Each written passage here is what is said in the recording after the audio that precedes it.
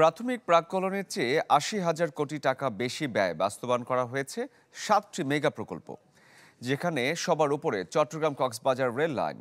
চড়া সুদ ও কঠিন শর্তের ঋণের এসব প্রকল্পের কিস্তি পরিশোধও শুরু হয়েছে এর মধ্যে। বিশেষজ্ঞরা মনে করছেন, সেই সময়ের রাজনৈতিক নেতা, সুবিধাভোগী গোষ্ঠী এবং আমলাদের লুটপাটের ঘানি টানতে হবে সাধারণ মানুষকে। রাকিব আল জাবেদের রিপোর্ট, ক্যামেরায় ছিলেন মমিনুল হক আফান। নুডলস খান নাই তো নুডলসই খান নাই।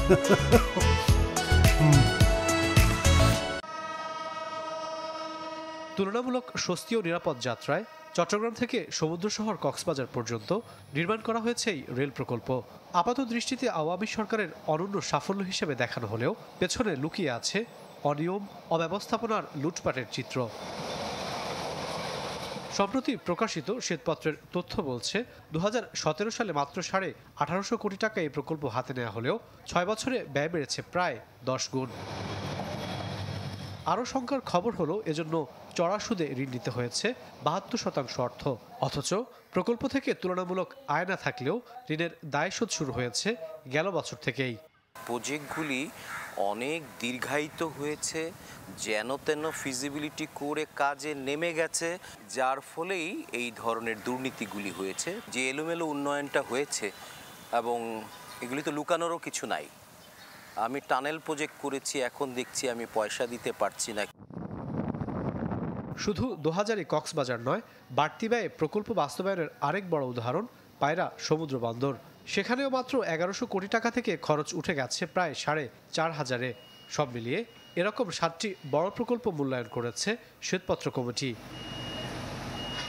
এতে বলা হয়, এসব প্রকল্পে প্রাথমিক ব্যয় প্রক্ষেপণ করা হয়েছিল ১,১৪,৫৪৭ কোটি টাকা, কিন্তু প্রায় ৮০,০০০ কোটি টাকা বেড়ে তা ছাড়িয়েছে ১,৯৫,০০০ কোটি, অর্থাৎ বাড়তি ব্যয় হয়েছে ৭০%।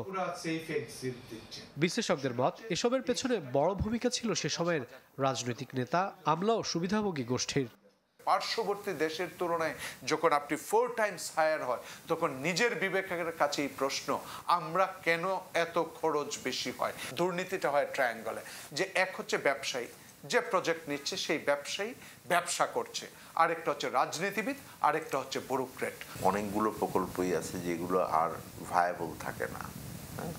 এটার ফিজিবিলিটি স্টাডি আর করা হয় নাই যখন খরচ বাড়ানো হয়েছে। যখন আপনি খরচ বাড়াবেন, তখন আমাকে চিন্তা করতে হবে যে এটা ভায়াবল থাকছে কিনা এবং এটা থাকছে কিনা। একটা বড় সমস্যা সময় মতো করেনি, সেটা হয়েছে, তার সাথে যুক্ত হয়েছে দুর্নীতি। গেল ১.৫ দশকে আওয়ামী উন্নয়নের সবচেয়ে বড় বিজ্ঞাপন হিসেবে দেখানো হয় পদ্মা সেতুকে, কিন্তু শ্বেতপত্রের তথ্য অনুযায়ী সেই প্রকল্প বাস্তবায়ন করা হয় ২ গুণ বাড়তি ব্যয়ে। রাকিব আল জাবেদ, চ্যানেল 24, ঢাকা।